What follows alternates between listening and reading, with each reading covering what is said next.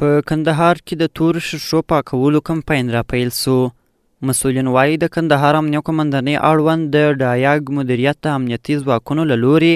په کندهار ښار کې د هغو موټرانو هندارې چې په تور پلاستیک پوښل سوي وي او یا په موټرونو باندې غیر قانوني وسایل لکه انتنونه، اشارې او داسې نور شیان لګول سوي وي د یاد کمپاین پر مهال لرې کیږي. د کندهار امنیه قومندانۍ ویاند ملا اسدالله جمشید وایي په کندهار کې د تورو شیشو پاکولو کمپاین راپیل سو چې په وینا یې له دې مخکې موټر چلوونکو ته څو ځله توصیه کړې ده چې د خپلو موټرونو هندارې په خپلې سپینې کړي او د موټرونو څخه غیر ضروري توکي لرې کړي. نوموړي زیاتوي لا هم ځینې موټر چلوونکو له خپل وسایطو څخه ذکر سوي شیان نه دي لرې کړي چې په همدې موخه یې په کندهار کې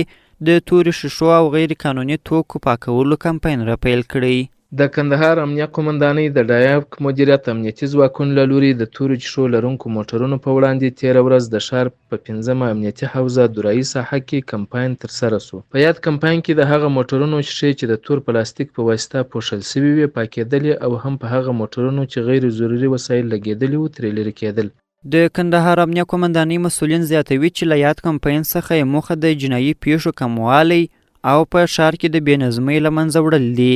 د یادونې وړ دی چې د یاد کمپاین له لورې وړاندې هم د زیاتو موټرونو هندارې چې د تور پلاستیک په واسطه پوښل سوي وي سپینې سوي دي.